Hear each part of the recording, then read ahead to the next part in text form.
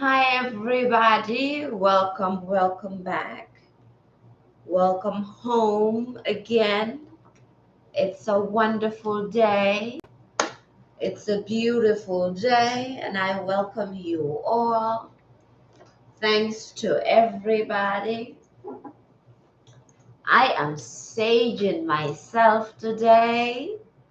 Hi, ladies and gentlemen. I see everybody getting in. Thank you. Thank you. Hello, YouTube. Pleasure to see you here. Hello, Facebook. Hi, Instagram. Hi, T. Live. Laura. Welcome. Hi, TikTok. Hey. Hi, my dude. My dude. Right. Welcome. Welcome. Okay. So for today, I thought we will do the hip hop queen oracle deck. Am I still wearing my headphones? No. I also have here How to Love Yourself by Louise Hay, right? We can do both or we can do only one. Hello, Kiana. Welcome. Right, so we can do both. We can do the hip hop queens. I actually like the hip hop queens. It's a fascinating oracle deck because it gives you, yeah, you saying Nabu? Greetings, greetings, queen, greetings. So the hip hop queens oracle deck, any card that comes off, it gives you a little snippet of the hip hop queens, life story and why we should look up to them. And also How to Love Yourself. How to Love Yourself is by Louise Hay. For the people who have been following me and talking about healing and their healing journey, getting to love themselves, Louise Hay is actually a very powerful woman when it comes to understanding how you can heal yourself, you can heal your body, you can heal your thoughts. And if it doesn't matter if you were traumatized, hello, something King, Greg King. Hello, welcome, welcome. How can I heal you? I can't heal you. Only you can heal you. So Louise Hay talks about how in terms of whether you have a disease, because a disease is basically a dis-ease, is the body telling you that something is not working right, or if you had childhood trauma, like we always talk about, adverse childhood experiences, right? And so Louise Hay tells you different ways and different things that you can do, from using herbs, from going back to nature, right? But also from just using your thoughts and using affirmations as a way to heal yourself, to raise your vibration, to take back your power. I have always listened to Louise Hay when it came to that. Hello, Gain Villa. Ronald, pleasure to have you here. And thank you so much for being humble enough, for sending me your picture. And for everybody who've been connecting, reconnecting, and reaching out, I really appreciate that. Being humble enough to say, hi, we knew each other before, we met before. I definitely appreciate that, especially for people like Ronald, who don't feel entitled that I am supposed to remember them, because I have those people too who reach out and feel that if I don't remember them, something is wrong with me, right? They feel entitled. Like the live that we did yesterday, and our guest said, you cannot be entitled if you are not entitled, which means you just you can't be entitled in something that you're not entitled for, because I'll just let the feminine energy kick in, right? And not be the old Yamafai. Okay, so let's go ahead. Let me see if there's any question for us to talk about before we start. You want to learn from me? Well, welcome. Welcome home. You're from where? Newport News, Virginia. Ah, welcome. Welcome. Pleasure to have you here.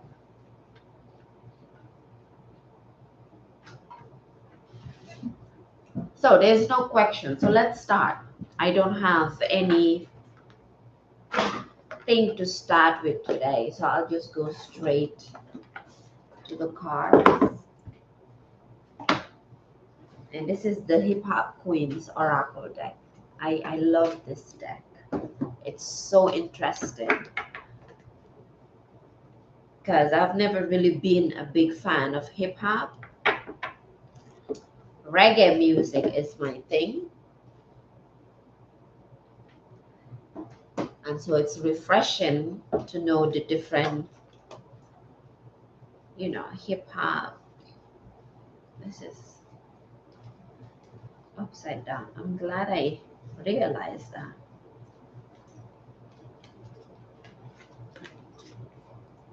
And I'm sure it is my daughter. No, it's not you. Okay. As always, ask a question, something that you want to know, the people that are watching. Whatever you want to hear today, you ask it. Hi, Jimbai. Nice to see you here again.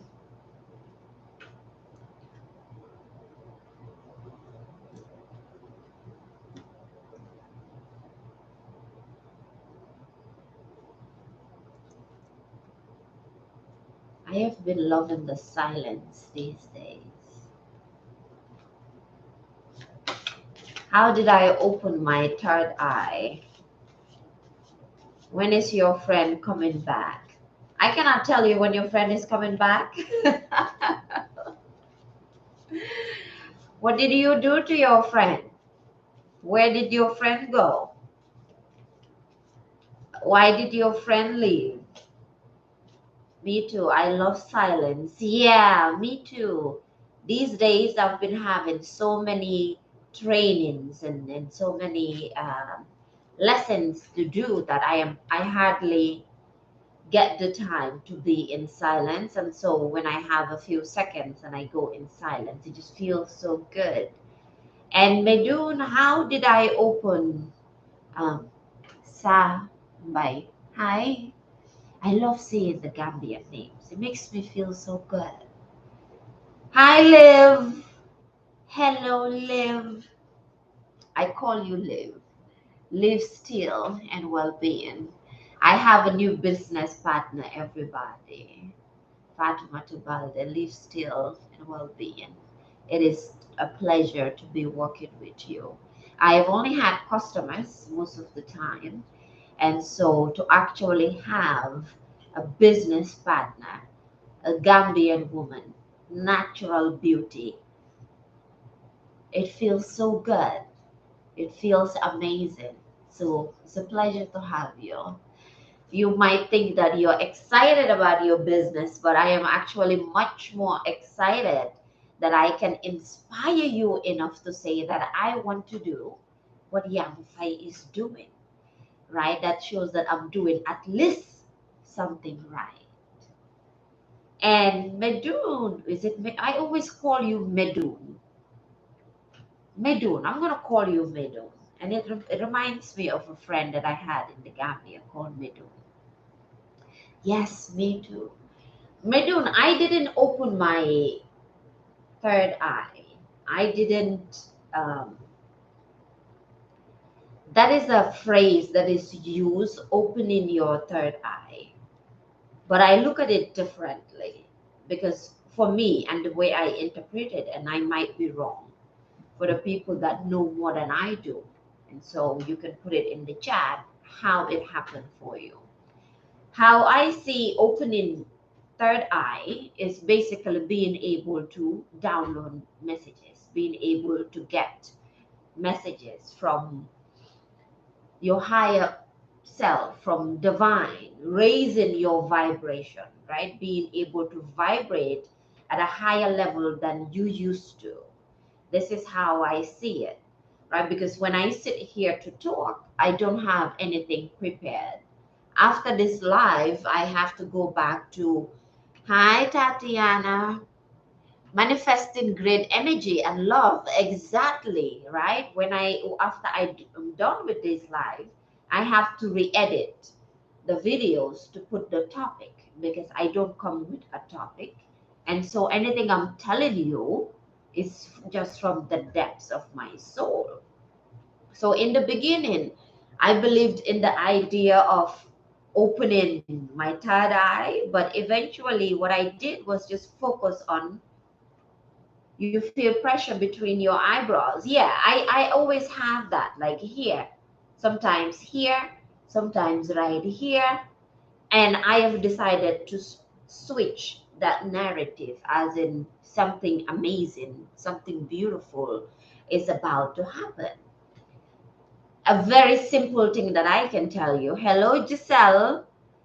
Hello, Lady Keep It Together. I love that name, Lady Keep It Together. Right? So, a very simple practice that I can tell you to do is focus on your journey, focus on being better, focus on being the woman that you see yourself to be. I know I call you Medun, but Medun is not a woman's name. I don't know. Give me your name or change your name. My Dooley. Yeah. What is this? What is your real name? Anna, did you say? I don't remember. Focus on you. Focus on being better. Amina, Noor. Amina, okay, Amina.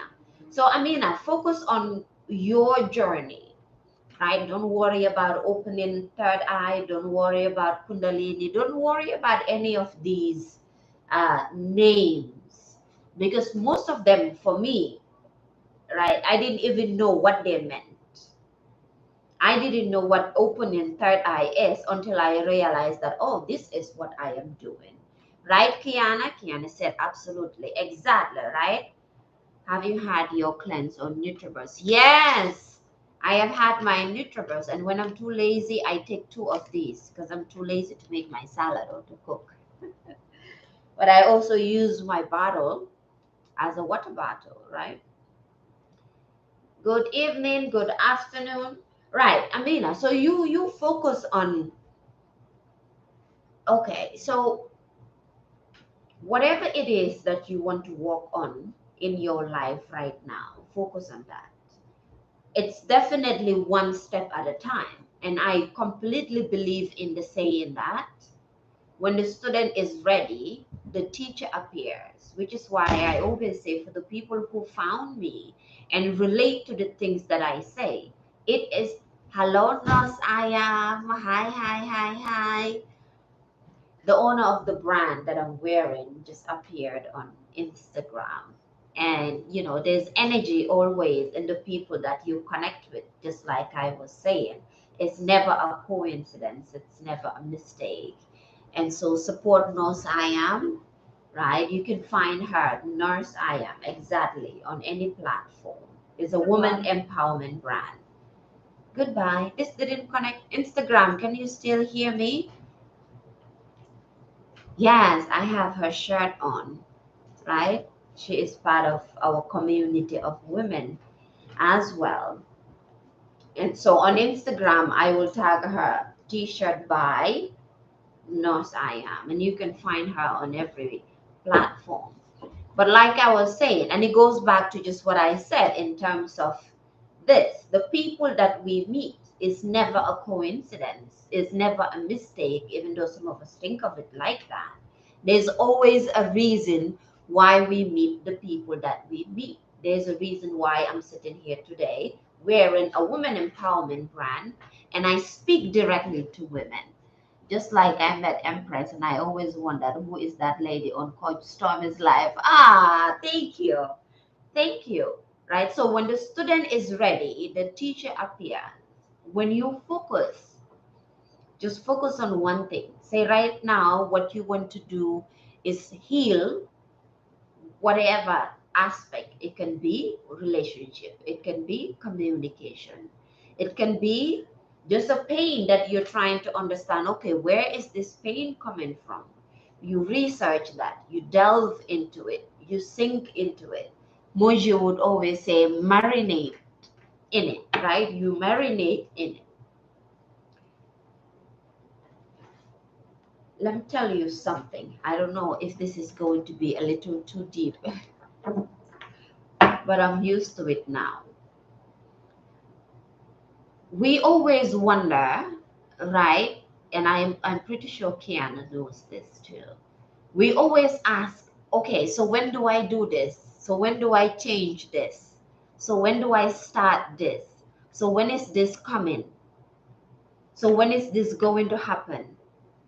Right? But truly, the saying that when the time is right, it will happen, that is actually true. Whatever you are doing, when your soul is ready to move away from it, you will naturally move away from that, right? I used to wear the hair tie most of the time, but then I started wearing this shirt, and then I just felt in my heart, okay, I need to do something different and something new. I need to do something that the types of women that I'm looking to pull to come to me, they will see me within them, right? So when it's time for the third eye to open, and it's not really opening, it's you just grounding and accepting. When that time is ready, you don't even need to ask the question, right? So let me give you a mantra that I heard from Michael Beckwith. Michael Beckwith. He's a spiritual teacher and he's the owner of Agape. You can look him up, right? So with Michael Beckwith, I was watching him one time, and they were singing a song, and the song was "Speak to me in ways I can understand." That was fascinating to me. So they was just speaking to the universe and singing praise songs and praying. It's spiritual. They go into different directions. Buddhism, Christianity, they sing to Jesus, they sing to Allah. And so, yes, we gravitate towards the things, not the things that we want, the things that our soul needs, right? So I constantly, when I'm journaling, when I'm praying, when I'm meditating, I will constantly say, speak to me in ways that I can understand. Speak to me in ways that I can understand. Because, like I said, we manifest things, we call for things, we want our dreams to come true. But either we're not prepared, we're not ready, or we just don't see the signs happening. But if you give it to the universe to speak to you in ways that you can understand, then it will come in the language that you know. And this where you are actually looking at makes sense to people. Yes, speak to me in ways that I can understand. Say that to give me signs so I can understand. No, the flip. So speak to you in a way that you can understand, to give you the sign that you can understand, not to give you a sign so you can understand, but to give you the sign that you understand, to bring your manifestations in the way that you know, right? Because they can give you a sign, but then you don't understand the sign. So what we are calling for is the sign to come in a way that you understand. Me dressing like this, a lot of people, African Americans, Caribbeans, right? Gambians, there is an aspect of me that they will pick up and understand. From the brand, women empowerment is huge in America, in the African American community, right? Me wearing the ankh, people will know it. My accent, the hair I have on, it will be a sign to some Gambian women. You are welcome. Yeah. Yes, yes, AK squad, exactly. It can be communicated in many ways, shapes, and forms, right? So you want the communication to come in a way that the moment you see it, you're like, ah, I know that, right? Okay, so let's go on.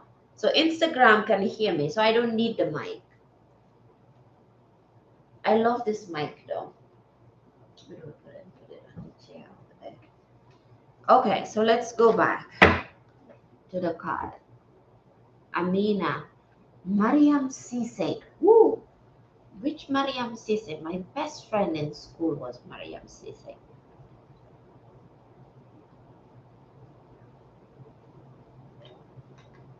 I don't think she's on social media anymore. It is nearly 30 minutes again. Is it the same Mariam Cisse? Mariam Cisse, not Kotu. Was it Kotu? It wasn't Kotu. Was it Kotu? Yes! Oh my God! Oh my God, Mariam! Whoa! I absolutely love Mariam and absolutely loved Mariam and had never forgotten her, especially her grandmother. I'm having goosebumps. I'm doing wonderful Lamin Kante. Used to spend days, every day after school at Mariam's house. I ate at Mariam's house. I took a bath at Mariam's house. Changed my clothes at Mariam's house. I have been bitten for not wanting to go to my auntie's house and prefer to go to Mariam's house. I am everything. I am African. I'm Senegalese. I'm Gambian. I'm Nigerian. I'm Sudanese. I'm Ethiopian. I am African. I am from, how do you pronounce it? Alabulenke? Alabulenke? All right. As always, you know the drill for everybody watching. You ask your question, right? You place your intention. You just set a lot of people free by explaining. Oh, you're welcome. I'm glad to hear that. We definitely had wonderful, wonderful childhood memories, Mariam. I can never ever forget them. Never ever forget them.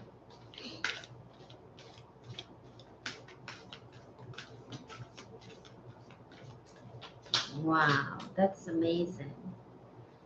We're sitting here and seeing Mariam hop into my chat. Two cards. I always ask for just one. Two cards. Ooh. So we have Rihanna, dominance, and Rhapsody, I don't know what, truth. So we have dominance and we have truth. I'm going to read it from the book. What? Rihanna. My daughter loves Rihanna, shine bright like a diamond. So Rhapsody and dominance. I would read dominance first because I love to be dominant.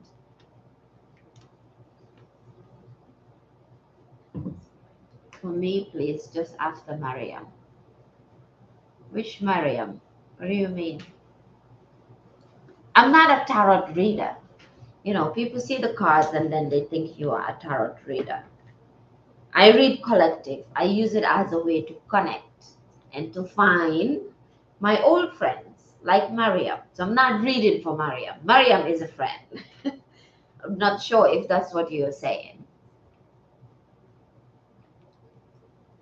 Okay, so we go with Rihanna first. What is wrong with you, baby girl? I love Rihanna. I know you do. Dominance, absolutely. Yes, it's a collective read.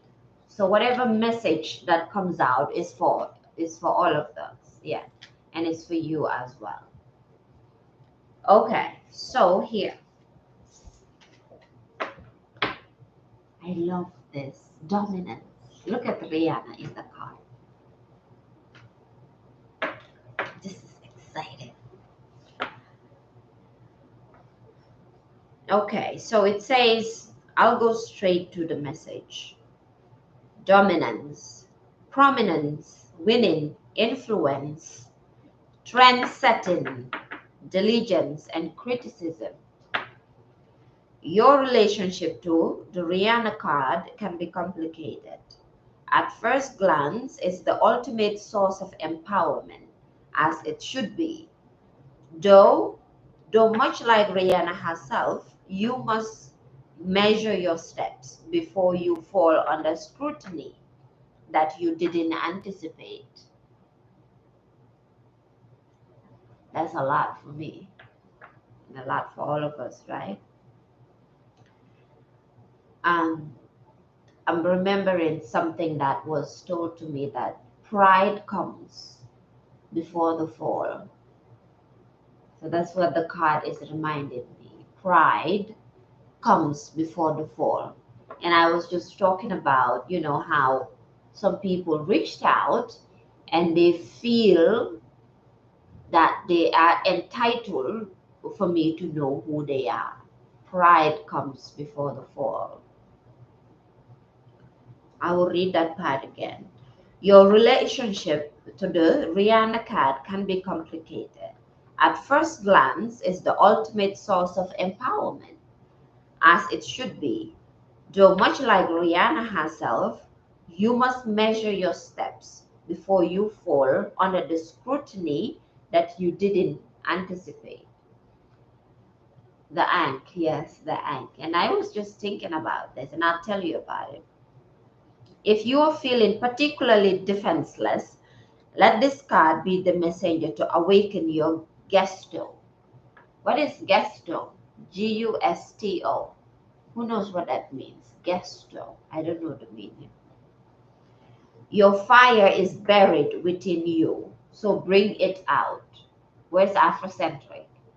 Your fire is buried within you, so bring it out. But when the flames get too high, measure your force. Realize how much you must exert to achieve your desired result and becoming before jumping right in and coming across as too hard. Momentum. Gesto is momentum. Okay. Thank you. And I was just thinking about this, right? Because yesterday we had a very deep conversation and I was thinking, okay, I need to step back a little bit because some people might get offended. Some people might think that I'm trying to sound as if I am better than them in the things that I was saying yesterday. And so it's amazing that this came out because I was thinking that and I was saying to myself, I need to find a way to say that I'm not trying to be better than anybody, and the things that I say are coming from my own experience. So if I ask the question, why do you do the things that you do? It's because I have asked that question to myself over and over until I understood why I am the way that I am, given the childhood trauma and the adverse childhood experiences that I had. I just mentioned, right, my childhood friend Mariam. I used to run away from my house and go to her house, not even sure if she knew, because I used to spend like half of the day at her house. Good day, Afrocentric. Good day. Today we're talking about our Caribbean sister, Rihanna, right? So, whatever I tell you, it's not me looking down at you. It's basically me giving you the questions and the explanations that I had to ask myself to be able to get to this point of being able to sit here and talk to you, right? No, we need an eye opener, Empress. Those who think this is because they want to be asleep, yeah, and not awakened, we should be looking inwardly and not out.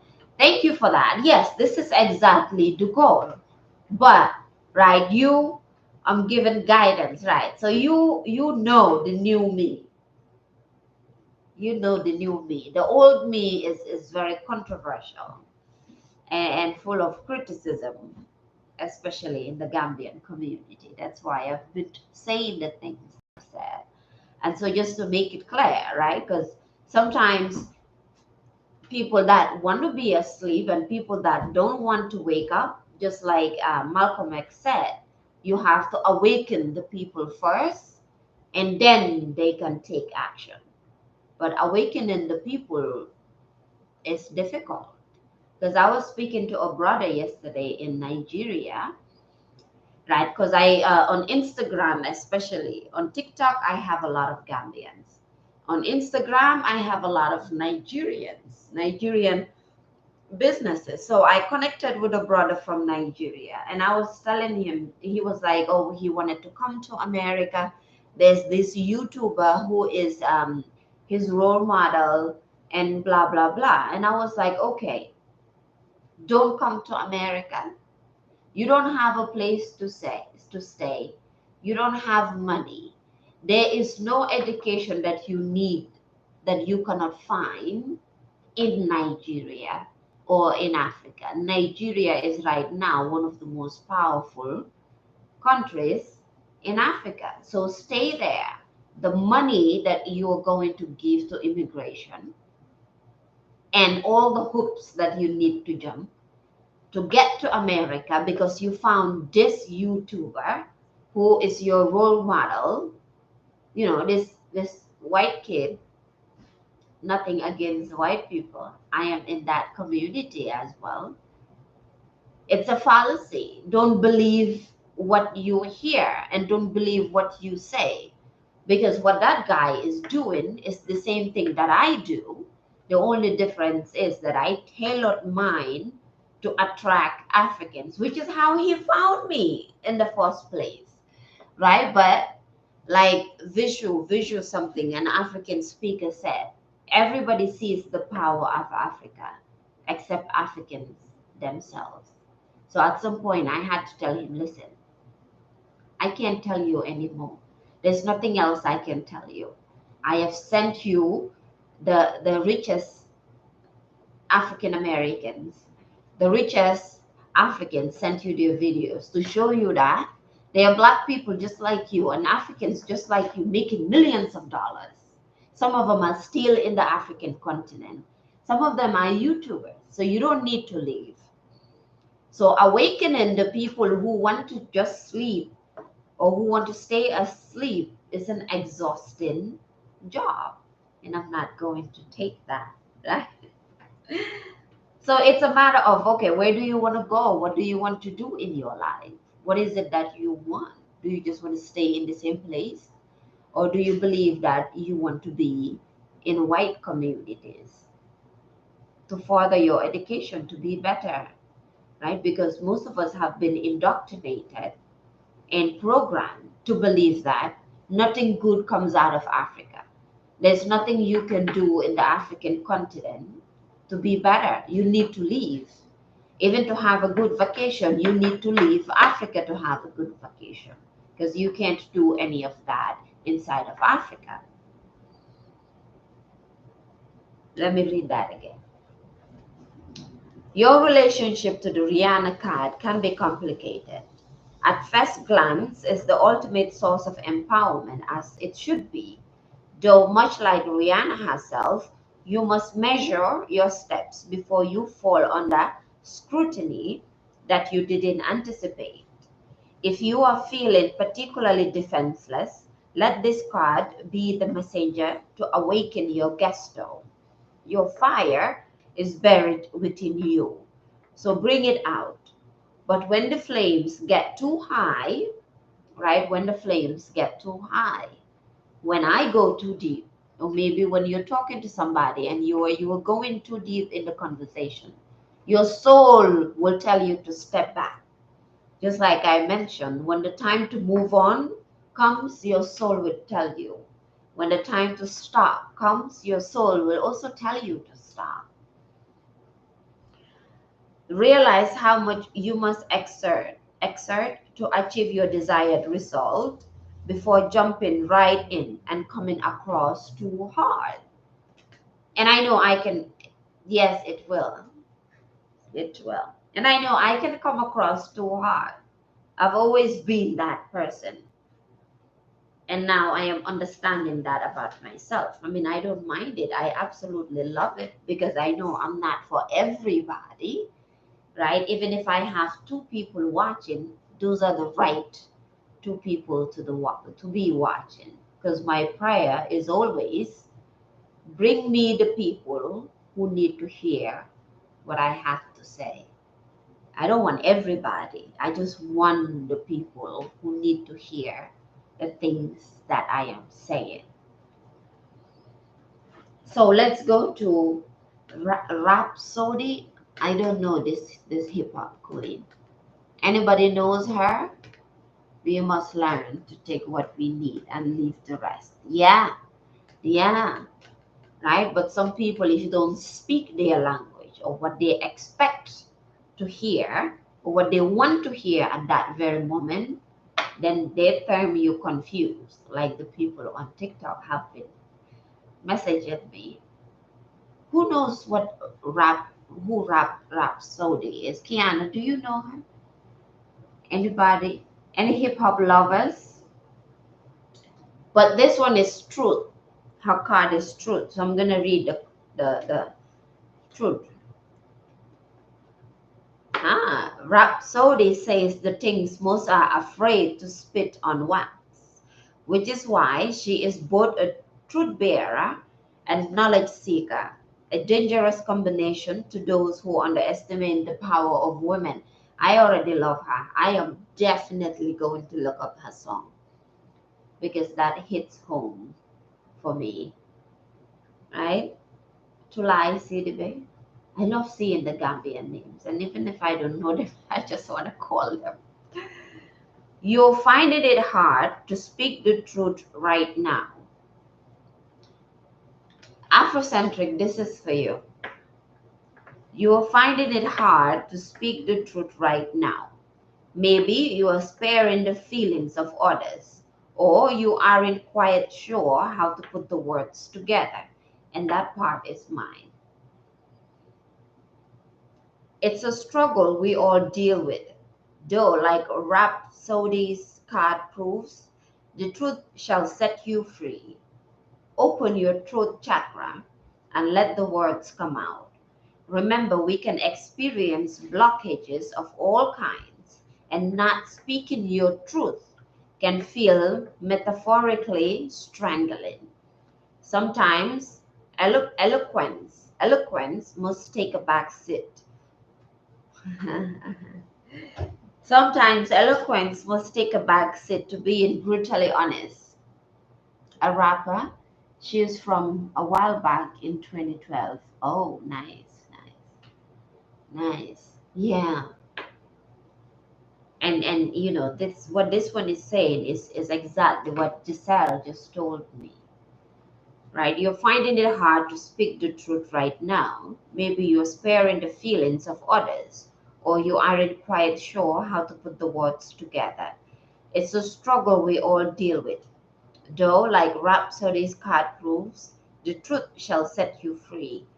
Open your throat chakra and let the words come out.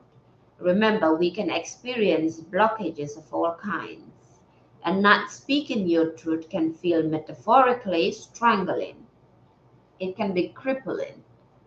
Sometimes eloquence must take a back seat to being brutally honest.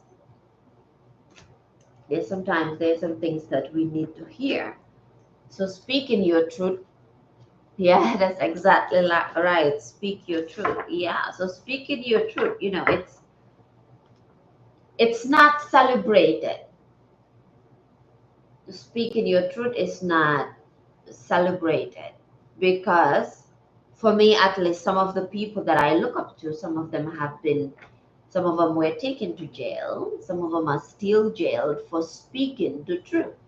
And one of them, I am still in his school and I always talk about him, right? The other one, I am in her community, and that's Coach Stormy, and she has been criticized a lot. But I just see her as a truth teller. She tells the truth. So there are some things that we need to hear, right? Especially for some of the people who have came here recently and said that us Africans or us Black people, in the European world, are facing a lot in terms of mental health issues, in terms of mental health problem. She most definitely is a truth teller. I am going to look her up. I like this because I have never really been into hip hop, but mostly reggae. Yesterday, I was given my last one in True You, so I went live. Last night, everybody clap for Afrocentric. Put some hearts or some fire in the chat for Afrocentric. She went live. She's been watching me for nearly a month and has been scared of going live. And I'm very much proud of you for doing that, right? Keep going, keep going. And like I was saying, some people came over this past week and were saying, yes, thank you, Kiana and Liv. They are giving you hearts over here on Instagram. So I am giving it to you on TikTok. Yes, and some people said that, us that are in the European countries, the European world, we are going through so much because I was talking about mental health and depression and anxiety, adverse childhood experiences, childhood trauma that most of us went through. And I was telling them one of the reasons that, from my own experience, that we are going through all of these is because we were raised, and it doesn't matter who you are, as long as you have my skin color. We were raised to idealize a culture and a way of being that has absolutely nothing to do with us. Today, I would like to send an energy exchange, but you don't have Cash App. It will happen. It will happen. Don't think too much about it. Just let it come naturally to you. The way will come. I believe that, right? So we have been raised, myself included, in a way where we idealize everything European, everything American, and we leave our own culture. Let me tell you a story of how I got here, and this is the right time. See, yesterday I said we'll get to that story, but I never spoke about it. Mariam is right here. We went to school together most of our lives, right? I was radical in school, and it wasn't I just got up and said I was radical. That is why at some point I wanted to be a teacher, right? Because I understood why children act out. But then I became a substitute teacher in a class. I was like, nah, I'm not teaching.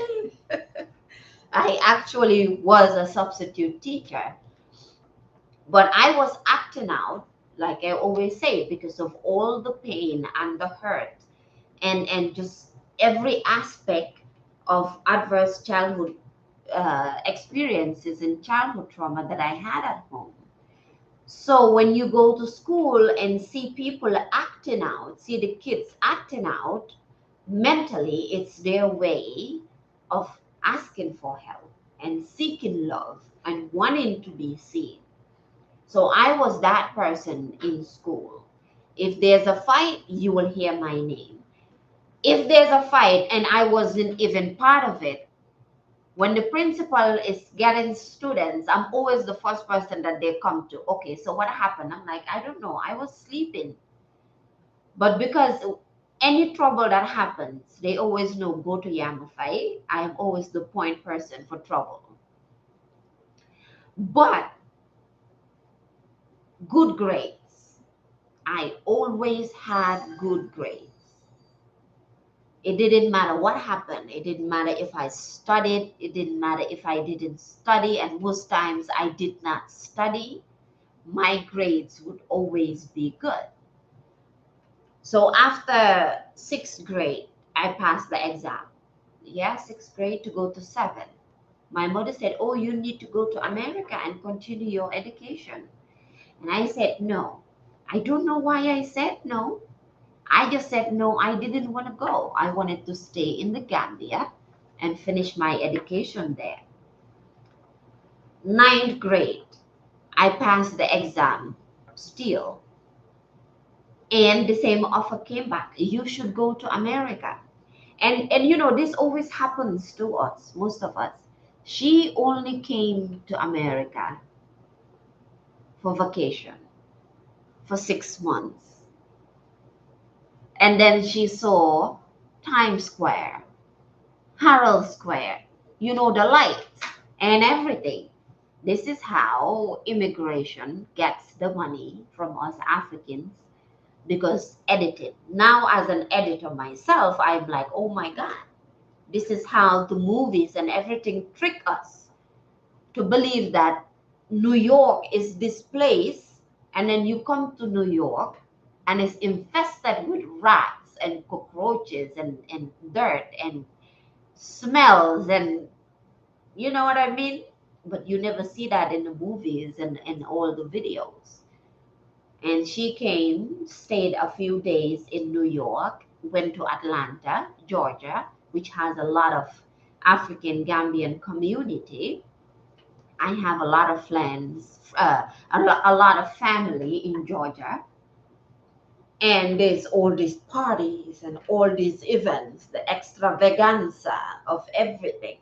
So she absolutely believed that I needed to be here in America to further my education and to be a better human being. I didn't see that. Believe it or not, I never had the aim to be in America because already in my school, there were Gambians born in America who came back home and were in school there. I'm thinking of Mansour Njai. But there were other friends that I had who've been to America and they talk about their experiences and the stuff that they went through. So I just never had the aim. I wanted to go to Canada, study, learn French, and come back home. And this is also part of the indoctrination we receive. The reason I wanted to go to Canada was not because Canada is special. It's because in our school, as part of the Commonwealth nations, right, my class, one of the countries that we had was Canada. So we dressed Canadians, dressed in the Canadian flag. We sang the Canadian national anthem, Oh Canada, da, da, da, da. I can't remember. But even in our schools, the curriculums that we have are based in white supremacy. And I always have to explain white supremacy is not about white people because majority of the time, us Africans, us black people, us Caribbeans, we are more of a white supremacist than the actual white person because it's an idea, it's an ideology. This is where bleaching comes from, bleaching our skin, which I narrowly escaped. So I was raised around this, and she actually believed that I had to be here. And unfortunately for me, after I started working at GRTS, right, I wanted to advance at the television station. I wanted my own show. I didn't want to be a reporter. So I wanted to study journalism and everything media and communication. But at that time, University of the Gambia did not have journalism, from what I remember. But also, most of us were never raised to look for educational opportunities in other African countries. Caribbeans too, they're not raised to look for educational opportunities in the Caribbean soil or in African countries. The same goes for African Americans. Most of them have to grow older to actually take the journey back home. Because even vacation, right, you're not told to go to Africa. Education, you're not told to go to Africa. At least for most people, you want vacation, the idea is where? Dubai, Paris, London, Italy. It takes a lot to say that I'm going to Jamaica or Africa for vacation. And I'm not talking about luxury vacation. I'm talking about actually connecting with the locals. Okay, let me stop there. And so we just believe that we have to be here. I was speaking to one of the guys yesterday who believed that he had to be here to study, to take care of the issues in Africa. And I'm like, stay in Nigeria. Nigeria is a powerful nation. But if nobody around you is teaching you about your culture, is teaching you about the power that Africa has, then we see Africa as a poor nation and that we need to leave Africa to find greener pastures, which is not true. That idea is not real. Because most of us never knew poverty until we came to the European countries. Most of us have never been homeless until we came to the European countries, right? One must do their own research, but his mind is so set that me even telling him, do your research. I am in New York and I'm telling you exactly what I know. I did this to a friend before. I told them the truth and they were like, but you are still there. Why haven't you left? And I'm like, you don't just come to the European countries and get up and leave again. It doesn't work like that. Some of us get stuck here, myself included, which is why I say the things that I talk about, I have experienced all of it, right? So we just, it's an idea, some natives are stuck, right? Some natives are stuck. Some people get stuck in here for years before they can go back home. Okay, I'm gonna pull a card from Louise Hay. How to love yourself before we move on. It's already 53 minutes. My God. So this one is an affirmation card. I like this deck. Well, I love all my decks. That's why I got them. It's an illusion. It is an illusion. That's why I always say oracles plays, breaking illusion. You love Louis Hay. I absolutely love Louis Hay. I would take hours just listening to Louis Hay. Especially 100 ways to some, or 101 ways to transform your life or to change something. Even this is coming to me. Just allow me to say it. The idea of 9 to 5. I just sent my dad one of Louise Hay affirmations. The idea of working 9 to 5. The idea that you have to be a professional. The idea that you need to wear a suit and tie and skirt and whatever. The idea that we have, right, for us women.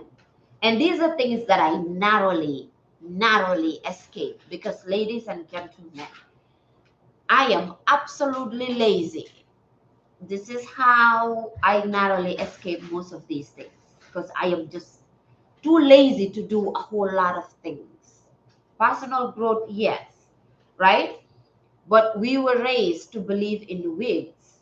You have a 9 to 5 job. I'm wearing a wig, by the way. But this with straight hair wig.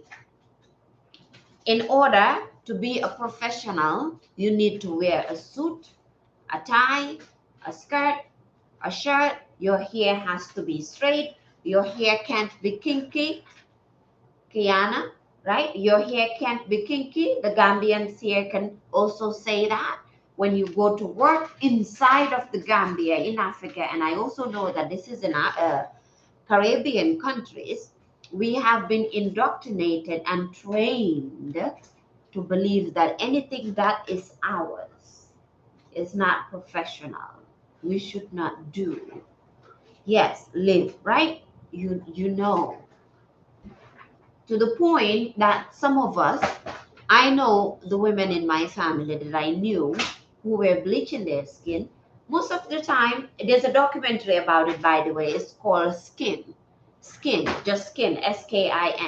And the documentary was made by a Nigerian actress, right? Because she was confused about these things as well. The lighter you are, the most opportunities that you get. And if you are, the lighter you are put in banks in the Gambia. And for most women, the lighter you are, the better chance you stand to have a husband. This is a real thing. And even the documentary said it, even though it's based in Nigeria. But my experience was in the Gambia. So these are all ideologies that are still happening today that some people have never heard anybody talk to them about it. I escaped the skin bleaching because I watch my own mother and the women around me bleaching their skin. I was actually the one taking the bleaching cream and putting it on my mother. But because I was so lazy and I was like, oh my God, this takes so much work. She was the first person to buy me a bleaching skin bottle and give it to me. And I was like, this is way too much work. I cannot do this. This takes a whole lot of time. You need somebody to put it on your back, on your knuckles, on whatever. And she would sit under the sun. We have to fan her because sometimes it was too warm. And I'm like, no, I am okay with my skin color. If nobody likes me, that is fine.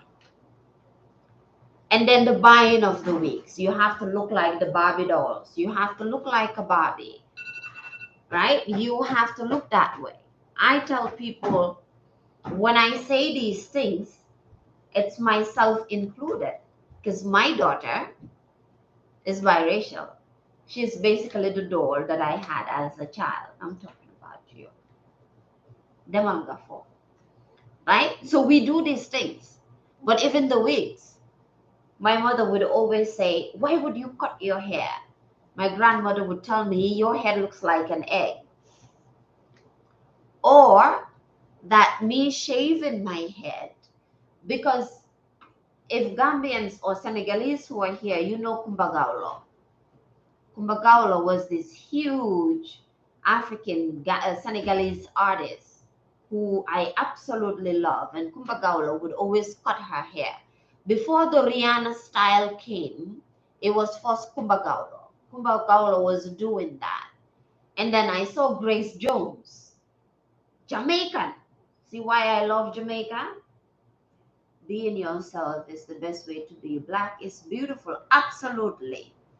Right? So there's Kumbagauro, there's Grace Jones. I'm looking at these women take over the airwaves with their short hair. And then there were these South African women that I would see on television like shaved, bald.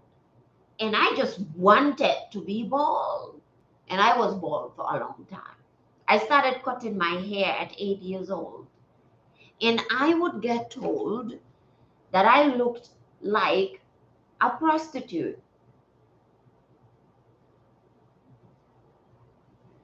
The way you are Kemet, well, yeah, it's all the same. Kemet, this, and that. We're all in the same place, right? When I cut off my hair, I felt free. Me too, Kiana. I have never been freer than when I shave my head. I absolutely love myself and who I become when I just shaved my head.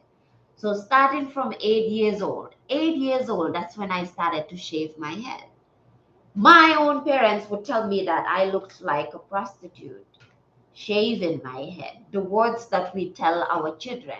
And then we wonder why our kids don't prosper, right? And then they would force me to get wigs. I have tried it. If you look at my pictures when I was younger, I would wear straight wigs, straight hair. Nothing against anybody who wears this. Everybody has their own style. I'm just talking to the people who maybe they have been confused and maybe they don't want to do this. And me validating their experience will give them an opportunity to realize this is not for them. Where you be in Kemet? I don't know what you're asking. I am, right? So when it comes to afro and locks, this has always been my style. Shaved head, that is my style. But then, how did I escape that look of trying to find the Barbie doll look, even though I gave birth to a Barbie doll? It's because I was just lazy. And when I wore wigs, it would itch me to death. And I'm like, I don't know how people do this. Like I want to, because I see them looking gorgeous and I want to look like them, but I just cannot do this. This is how I escaped that. Right? It wasn't being any, better than people or, showing that I'm African or that I'm conscious. And no, I was just way too lazy. And I didn't want to braid my hair because it hurt so much. It was just way too painful. The process was too long. Having to go buy the wigs and having to look for a good wig, the human hair, and all these things. And I'm like, listen, I can go to my bathroom or go to the barber shop and just sit on the chair and have them just shave everything. Or if I don't want to pay the barber, I can just buy my shaving machine, have it in my bathroom. And if I wake up and I feel anyhow, I can just shave everything off. And I'm absolutely fine. So the ideas that we have, a lot of people are looking for a job instead of thinking, how can I create? People say, oh, the colonizers this or the colonizers that. Right now, we are colonizing ourselves. We are the ones, we are the perpetrators of whatever it is happening. Right? So we are the ones that further or push these businesses and these ideas and these ways of being on our children, which is a part of the generational cycle, and it continues, right? It is the confusion that we have wherever you are. As long as you have my skin color, we are the ones fighting each other, going in a cycle. And because we have all these problems in our minds, the social constructs, we don't have a time to build. We don't have a time to create because we are constantly fighting. Yesterday on Coach Stormy's live, somebody commented, when the conversation was going on, somebody said, go find Africans because they are easy. And I'm like, child, you talking to Coach Stormy who just came came home from Nigeria, from her ancestral land, majority of the people who follow Coach Stormy are Africans, right?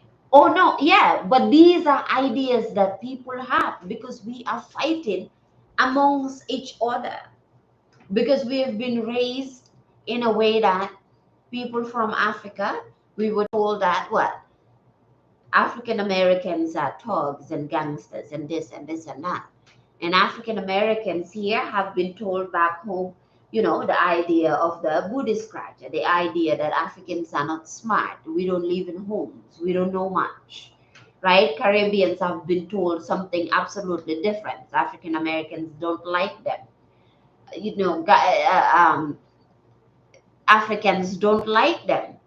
When I talk about the music I listen to and when I dress up here, people are confused that I actually know these songs from the Caribbean, but I'm from the Gambia.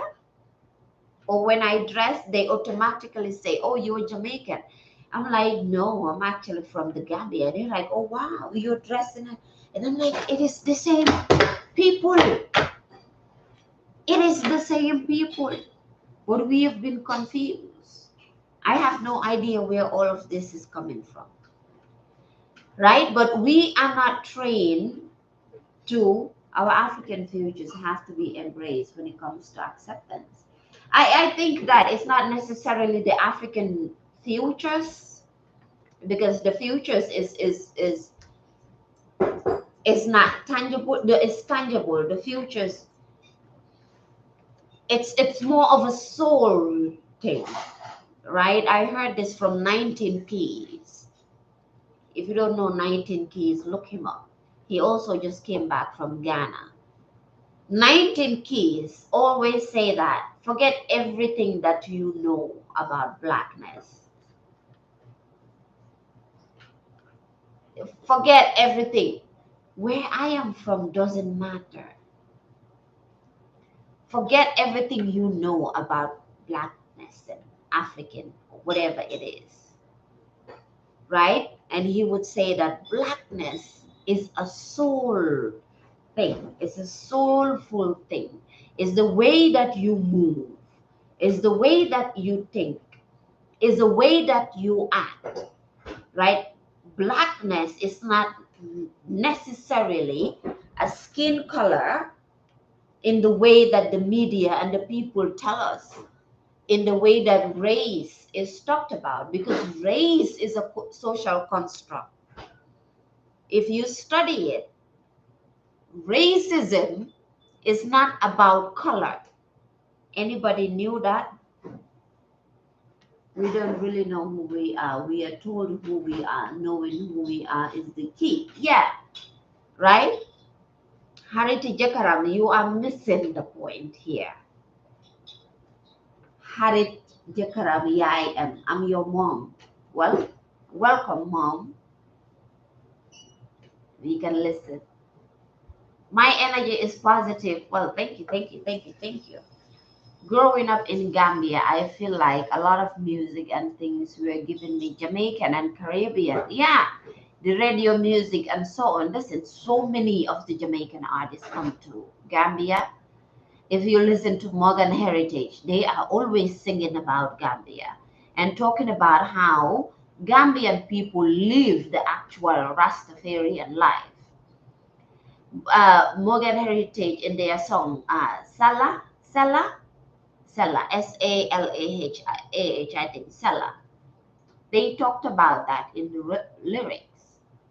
They don't just come to Gambia to perform from Morgan Heritage, from Sizzla, because I met Sizzla once when I was in GRTS and interviewed him, right? And Richie Spice, all these people, when they come back to Africa, especially Gambia, they are paying homage. But we were not taught that. We just saw them as, oh, Jamaican artists coming to perform, dance, and sing. But for them, the reason they always came back to the Gambia is they were coming back home to feed the souls of the people. Chronix talks about that as well. When he sings, he is not singing to sing. Chronic sings to plant a seed in the people's mind. For Chronix, listen to his interviews first and then listen to his songs, right? People are so interested in, are you Gambian, are you Muslim, are you this, are you that, the indoctrination. I am a soul. I am a spiritual being having a human experience. That's who I am. The physical place I was born and the religion that I was born in doesn't matter. You are missing the point of what we are talking about here, right? I am connecting to you as a soul. I'm speaking to your soul. I'm not speaking to you because you are Gambian. I'm using the word Gambia to connect the same way that I'm using the cards to connect. I'm speaking to the aspect of you that nobody ever spoke to. That's what I'm doing. The religion that I was raised in and who I am and all of that doesn't matter, because who I am is none of the questions that you are asking me.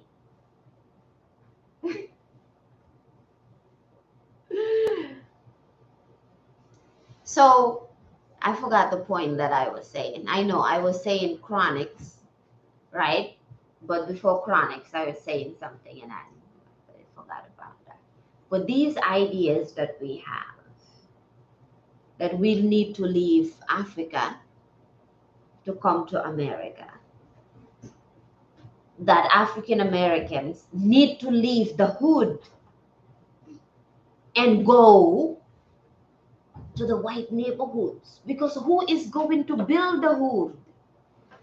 And even the idea of hood is not real, because the hoods are only places that Black people live, right? In here, New York City, the buildings that are in Brownsville, New York, Brownsville is considered the most dangerous hood in New York City. It is named the Belly of the Beast. That's where Mike Tyson is from. The buildings that are in Brownsville are the same buildings that are in Stuyvesant. But Stuyvesant is considered upper class, but it's the same buildings. The only difference is in Brownsville is predominantly Africans, Caribbeans, and African Americans. And whilst we are fighting within ourselves as Africans and African Americans and Caribbeans, we are all seen as one people. Everybody outside of us see us as one people, but then we see the difference within us. Yeah, I'm not African. I'm not African American. I'm not Caribbean. Caribbeans say I'm not Jamaican. I'm not Guyanese. And in African American community, oh, I'm not from Brooklyn. I'm from the Bronx. And in Africa, it's like, I'm not Senegalese. I'm not Ghanaian. I'm not Sudanese. Hey, I'm Gambian. It's so much confusion. But what, okay, I was talking about what 19 Keys said. He went to Ghana, right? 19 Keys said that what you know about Blackness and about color, forget it. Because that's not important. Because Blackness is soul. It's a soulful thing, right? It's the way you move, is being able to see the next person and know that I connect to you. I see you as my brother, as my sister. It's just the energy that you carry within you. Thank you. Major moves. Yes, major moves. Right? That's what it is. It's how we connect to each other. Because we are coming from the soul in terms of Blackness. Right? And what I was saying is that race is a social construct. Most of us, myself included, somebody had to take this out of my mind. When I heard race or racism, I am thinking, what? Color. Because it has been switched for us to think racism is color. That person is racist because they don't like the color of my skin. The director of student affairs in my old college explained this to me, and I was like, oh my God. He was like, what is race? When you hear racism, what do you think? And I said, well, black people, white people, the Africans. At the time, I wasn't even saying black people because when you're born and raised in Africa, nobody says you're black. You're just African, right? You're African, you're Gambian, Senegalese, Nigerian. You're not called black. You don't see yourself black. So when you come to America, especially, and they say black, and you're like, where?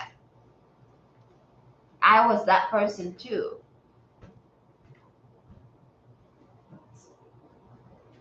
Suma Sopebi. Suma Sopebi is a particular person who used to say that to me.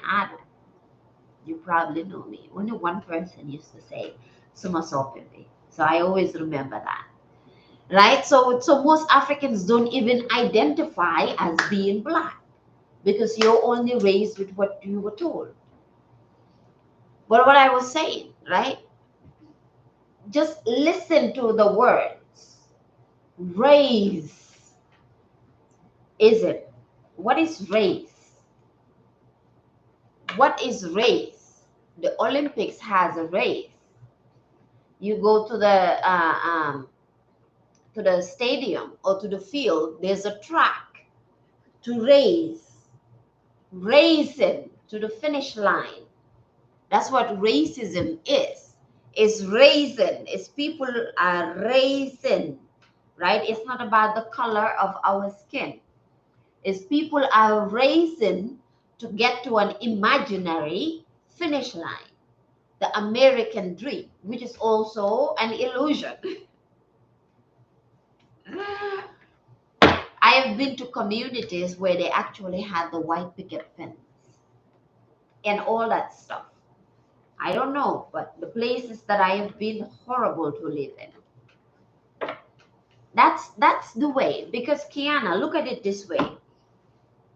One of my mentors gave us this lesson too. I am in the real world, so I'm studying content creation as well. And the owner of our school is Andrew Tate, who is biracial. Andrew Tate gave us a lesson on this, a deep lesson. And I was like, wow. He's like, listen, because in our campus, they don't care if you are black or white, Puerto Rican, man, women, whatever it is.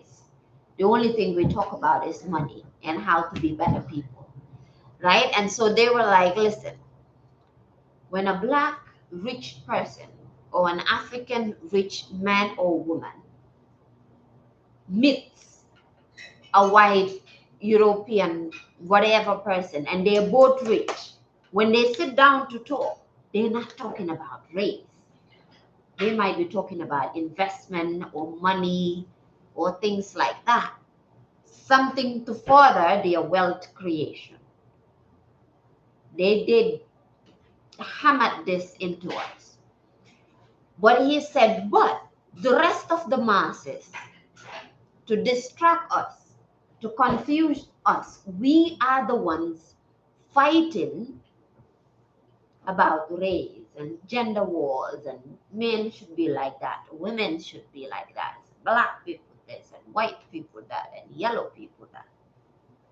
But the race in itself, rich people are together, right? So government is not about color or anything. It's rich people transacting, exchanging rich energy. Why is it that rich, black, white, whatever, they are not associating or hanging with poor people? Coach Stormy teaches us this. Raise your energy to attract the people that you want to be around. The same thing we were told in the content creation course. Just recently, the main content creation professor, somebody was asking him question and saying, um, but I'm black or something like that. And he was like, we call each other G. G can mean, goddess and gangster and God and things like that. We call each other G. And the professor was like, G, listen to me. And I need everybody on the campus to listen to me. Your skill and your talent speaks for you, not your skin color. Your skill and your talent speaks for you. Coach Stormy, it is her skill and her talent that speaks for her. She can walk in any room and change the energy. Because she is a black woman? No. Because she is talented. She is skilled. Because her presence, right? When she comes in front of you, we have a woman that is no nonsense. Does it have anything to do with her skin color? No. It's because she moves with that energy. And this had to be drilled in us in the campus. Because most of the guys, we're coming and asking, right? We're constantly saying, especially the black guys who are in the campus, constantly asking, but I'm black. What about African? Some of them are African American, some of them are Africans, because our school is predominantly white. But I'm black, but I'm Indian, but I'm this, but I'm dark skinned. Will they hire me? Because why? We have been told and indoctrinated to believe that if you're African, if you're black, if you're African American, you are less than. And so we have to code switch. I said this in class, and the African Americans in my class were like, well, African Americans don't even like Africans, and Africans don't even like. And I'm like, no, I'm not talking about that. I'm saying that even code switching is something we don't have to do, right? Watch Coach Stormy. She doesn't code switch. She speaks the way that she speaks. Is it a hood? No, it's not a hood. That's who she is. That's how she speaks. It's natural. But again, it goes back to the idea of the indoctrination that we have had. You have to look a certain way. You have to speak a certain way. You need whatever degrees. You have to wear a white coat. You have to whatever. You know the ideas that we have. Go to school, get a degree, get a job, get married, have the kids, get a white picket fence, marry a white woman. Some people know what I'm saying. Marry a white man. And her son is humble, Coach Stormy. Yeah. We get all these ideas because even most of us, our parents believe in these ideas. Our parents believe in these ideas. What was the idea of busing? If you listen to Amos Wilson wrote the book Educating the Black Child, or Educating the Mind of the African Child. He's African American, but all his teachings, he taught Black psychology. He's the one who introduced me to Black psychology, which is something I studied in school as well. Right? So the things that I did in school is basically to understand myself. People, I have no idea where all of this is coming from, but you're listening and it's just pouring out. So, educating the Black child, educating the Black mind, high Fanta, having African-centered education. Because even what's his name? Marimba Annie, she wrote Urugo. Marima Annie, I forgot her African American name. Coach Stormy was telling us that in the Girl Who My Hand coaching call that she went to Africa and got her African name. That's the same for Marimba Annie. Marimba Annie is called Dana Richards. Dana Richards, African American, but she went to Africa and she got her African name. And she has a very powerful lecture. Hi Fatu, long time. I'm not sure which Fatu it is. And in that lecture, it's called Cleansing Ourselves of European Concepts. And she also had another one about being an African woman. Being an African woman. The ideas, again, we need to cleanse them, because if not, we pass them down to our children. Africans come to America and really want to live in white communities, because in Africa, we're told what? European America is about the white communities. Jollof tutors and King Kiliba family, that's deep, Fatu. You need to send me a message. That's an old childhood somebody I know. Send me a message. Let's connect again. Because Jollof tutors, not a lot of people. And Kinkeliba, yeah, definitely. Kinkeliba was wonderful. So, right, lost my train of thought. I was talking about Amos Wilson and Mary Maadie and their books that they wrote about educating the African mind. African people come to America and they want to live in white communities. You have African Americans who believe that they have to move their children to white communities to give them a better life. I did a group therapy when I was in school. As I always talk about, I've been in therapy for 2 years. But before I started that therapy session, I was in a group therapy. And one of the girls, African American, the parents moved from a black community and moved to a white community in upstate New York. And this kid is heavily, heavily depressed and in pain. We were always forced to turn our cameras on when we went to the group therapy session, because it was around the COVID-19. So we were doing school at home. And even in her room, she didn't want the light to come in. She would cover her windows. Depression will do that to you. I've been depressed, so I have done that, where I don't want it to be bright. I just want to be in the darkness. And this is what this kid was doing. And so the moderators of the session, they asked her, they were asking us about our experience with racism. Again, racism is not about color.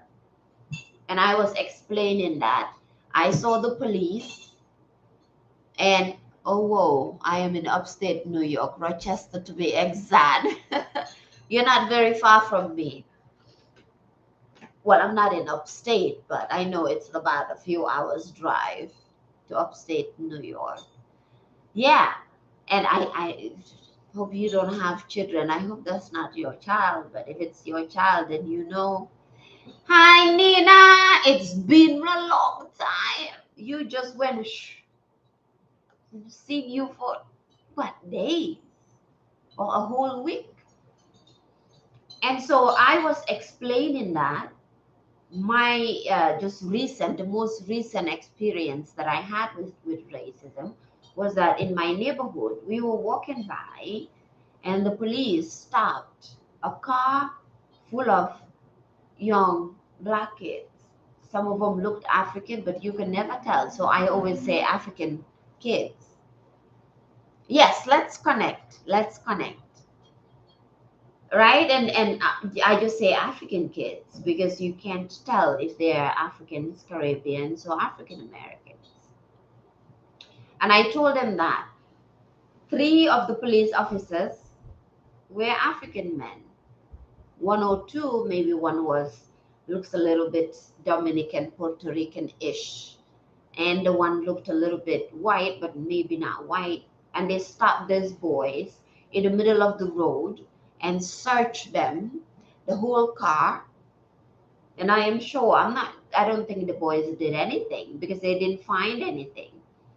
Life has been life and says, life is always life. And so that experience, it just pierced my heart. And I stopped and I was with my daughter and most of the neighbors who were out there. We all stopped and we all brought out our phones. Some started recording and some stood there and were just watching. And then the police let the kids go. Oh, Nene.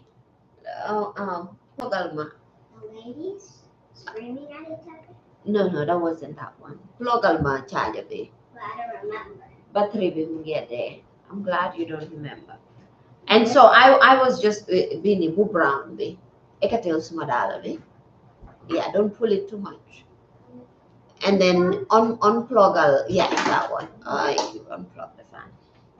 Right, and that pierced my soul so much looking at these African boys, being searched, and we all had to stop to show the police that we can see them. Like I said, white supremacy is an idea, is an ideology that majority of the time it is us, Africans and African Americans and Caribbean people, that carry the ideology and not necessarily white folks. But who tells us this? Nothing. Nobody, I mean. And so this kid in the therapy session said that for her, right, she was living in a different community. And then her parents moved to a predominantly white community. She doesn't have any friends anymore. She doesn't like her school because she lost all her friends. She cannot make friends. She doesn't feel like she belongs. I'm born in sage and turquoise. Turquoise is for peace and tranquility, both of them together. Sage, regular sage mixed with turquoise. And so the child also said that the worst part is that she is being bullied in school because of her dark skin. They're calling her names like ugly. So what? You love sage. I love sage. Right? They're calling her names like ugly, monkey, African Buddhist scratcher, things like that. And she is born and raised in America, in the African American community. Right? So yeah, Solvi. I'm not talking about Solvi, but it's like Solvi. Yes. Solvi is a book written by Lupita Nyong'o. And so, just to wrap things up, right? Hello, my Solviac sister. Yes, we are absolutely gorgeous. Just to wrap things up. That's so mean, but you see, most of this pain is put on us by our unconscious parents because of the idea that white is right and anything black needs to stay back. And some of us, our parents still believe in that idea. And we wonder why us, the children, why we are confused. Because I was raised in that too. The only reason that I can talk about it is because I was raised in that ideology, in that belief system. You need to be around white people. Some people, even they're doctors and they're nurses, they're dentists, the people they do business with. They don't want them to be black people because they feel they will either get scammed or they're not real, or if your doctor is a white person, then you're going to get good care and all these These are all real ideas that people have. You can just see it in the way that a person moves and what a person does. And these are things that we need to get away from. This thing that I'm saying, because I call this work, for the person who was telling me get a job. I have a job. This is my job.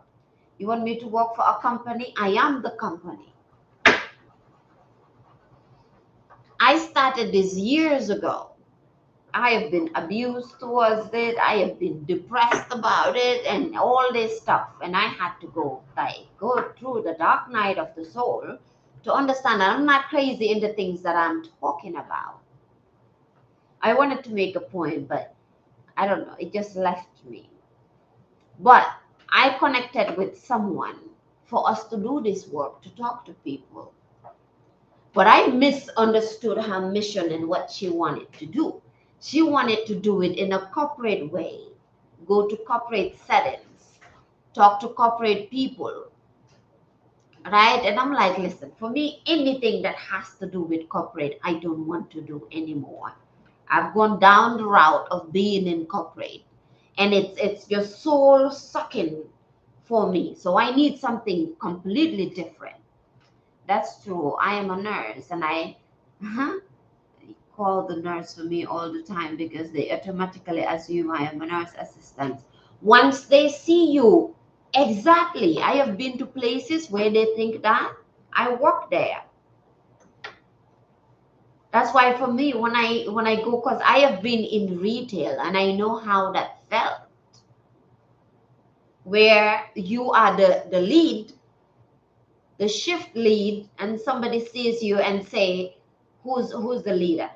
Who's the supervisor? Why? Because they automatically believe that you are part of the lowest of the low. And this is our own people who do it. Right here in New York City, when I was a visual merchandiser, a job that I absolutely love because it is fashion driven. One lady wanted to do an exchange, but she doesn't have, we couldn't exchange nothing for her, right? Because we don't know if what was happening. We told her what to bring. And she just started screaming in the store. This is why I don't like to go to places where black people work. A black woman screaming at us. I was the cashier. My supervisor was Caribbean. I can still see her face. Was Caribbean. And half of the cash register, right? Some of them were African American. She just lumped us into. This is why I don't like to go to places where black people work. I left corporate America after 7 years and working for myself. It's the best feeling, right? But we are made to believe that these are the places that we need to be. And when we speak, when I'm around white people, I have to speak white. And then when I'm around black folks, then I can say, hey, why? Ideas that we carry. Some of us don't even know where these came from, right? But this person that I connected with, I said, I don't want to do corporate. I want to speak to people like this. But you know what the idea is? Because the idea is that, and I'm telling you because I experienced this. The idea is that when you speak to black people or speak to black communities or you go to African communities and you speak to them, there is no money. Like white doll is better. Terrible. Yeah, right? The kids. That's an actual research that was done. Yeah, that's an actual research. It's a psychological research that was done. This white lady is coming to mind that I can't remember her name anymore, and she talks about this issue a lot, and she gets a lot of criticism for this too. Because right, the reason why there is no money in speaking to black people, and everybody who is here who knows Coach Stormy, right? Girl Hold My Hand. She talks about this. We either don't support each other, we wait until the last minute, or we wait for the person to do sale, or we just cannot see the power of our own people. So we prefer to go to white companies and work with white people because we feel if you do that now, you're professional and they pay you more money and you get more benefits. And if you live in white communities, it's quieter, right? And even where I live, this black lady is so judgmental towards the other. It's we do this to each other. People are still fighting against white people, and I am not for white people or for black people, which is why I always put it out there.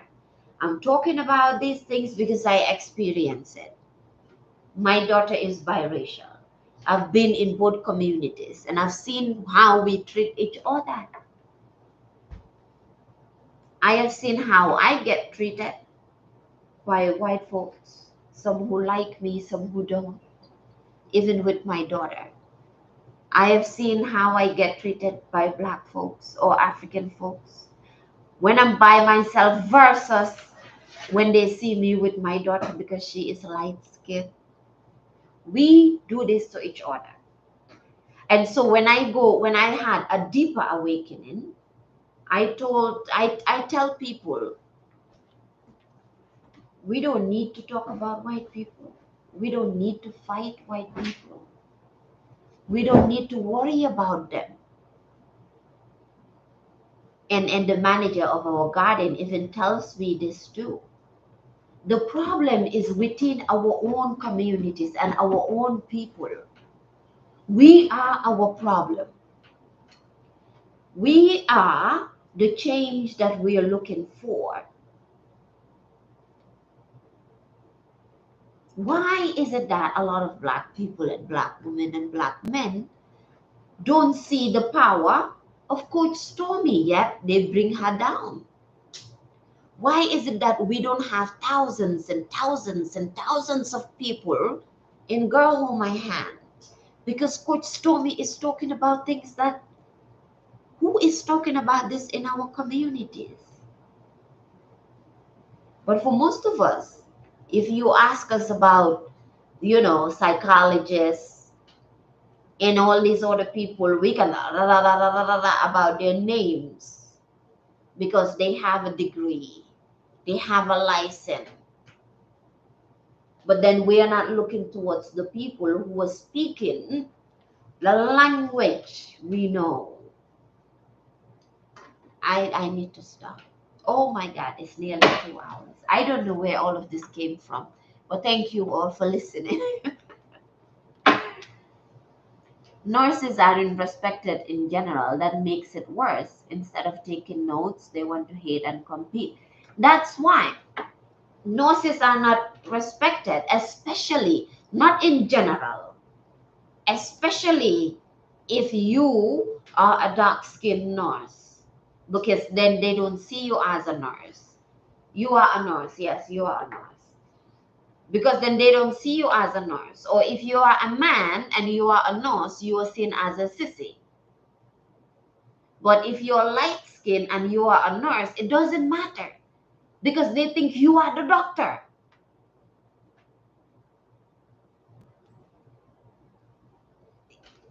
Thank you. Thank you for stopping by. I'm about to end and pick a card. Let me pick a card here for you before you leave. All right. This is how to love yourself by Louise Hay. Affirmation card. I am going to pick this card. Let this card come out before my sister from Girl Hold My Hand leaves. Right. I don't know where all this is coming from. I always say I'm just going to stay here for 30 minutes and then I talk for 2 hours. Louise Hay, you love Louise Hay. I love that so many people know Louise Hay.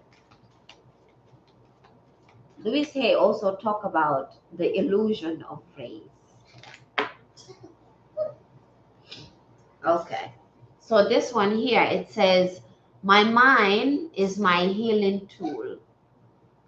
My mind is my mind is a powerful healing tool. Excuse me. My mind is a powerful healing tool. And then the other side, you are ready. The other side is, this is something lovely.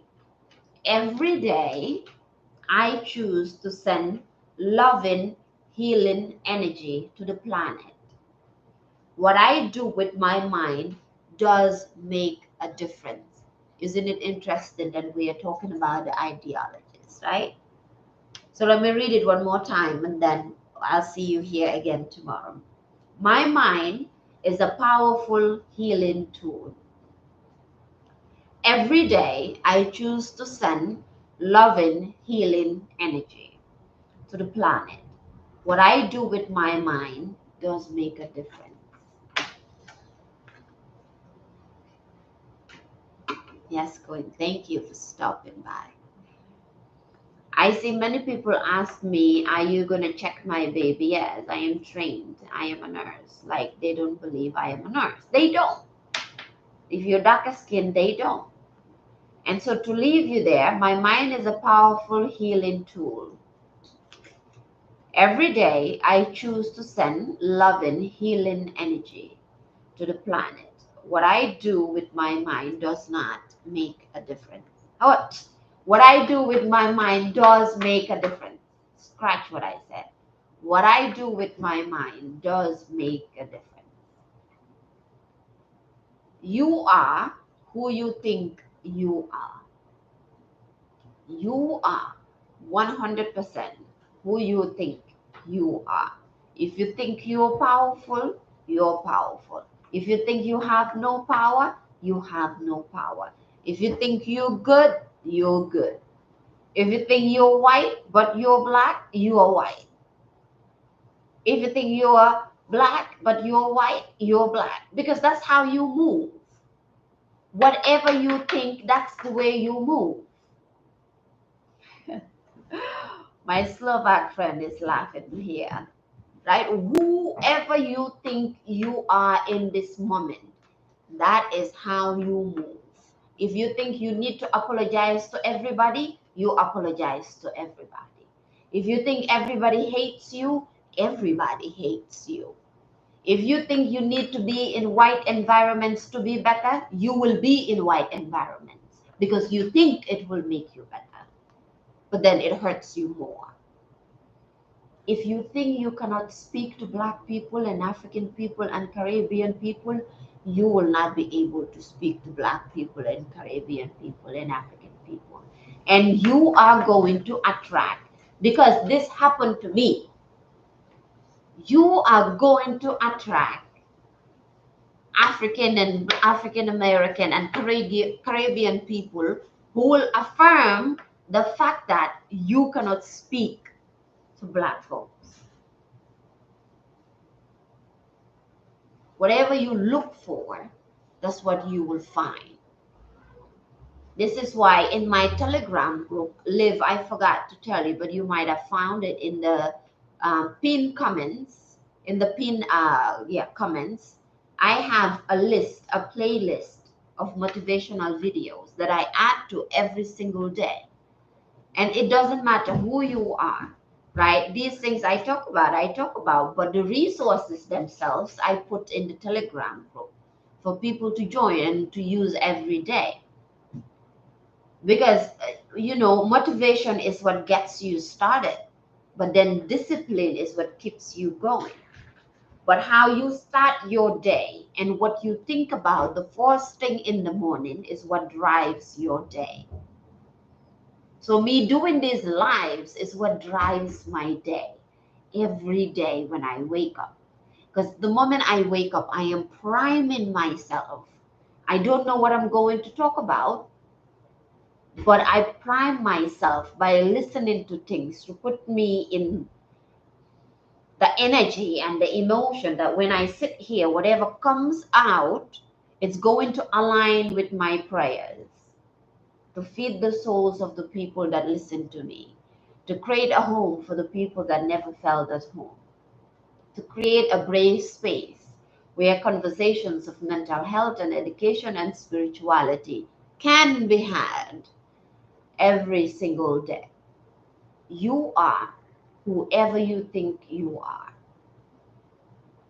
Yes, my daughter's here with me, jumping everywhere and out on the balcony. Right, so I'm going to close it out here. Have a great day, Empress. Good to see you again. Pleasure to see you again, Nina. We'll check it out. Much Nina. Yes, yes, live. If you can watch maybe just one, every day. And also in our 1,000 families, well, for the people who want to join me in business, for the 1,000 families, there are certain people who share motivational videos every day as well. So those, I take those and I add them to the playlist as well. So I'm going to let you all go, but just know what you think count, what you say count, even the jokes you make. I hear some people, and even in our campus, they tell us that every day. When people start joking about race or joking about gender, right? This is an environment that is driven by men, and they don't play those games. No putting down women, no all this black white stuff. Because I started that too. Anybody who start that, they shut you down. Whatever you think is driving what you do every day. The jokes you make, because jokes are truths twisted to be funny. Dave Chappelle, why is he the number one comedian right now? Because Dave Chappelle makes jokes but doesn't really make jokes. Dave Chappelle is a storyteller, is a historian, is a griot, like we like to call them in the Gambia. Dave Chappelle says the real thing, and then when it hits us, we laugh. It's funny to us because we know what he is saying, and what he is saying is true. So Dave Chappelle is not necessarily a comedian. He is a teacher. He is a historian. That's what he does. So even jokes are true and they are doing something to your psyche. You think you are making a joke by saying, I am dumb, by saying, I am stupid, by telling your friend, oh, you are so stupid, oh, you are so crazy. You think you are making a joke, but you're casting a spell on the person. I have to stop. If not, I am going to keep talking and keep talking. If nobody has a question, okay, I'm going to turn off. Bye bye, Facebook. I'll see you again tomorrow. Bye bye, YouTube. I'll see you again tomorrow.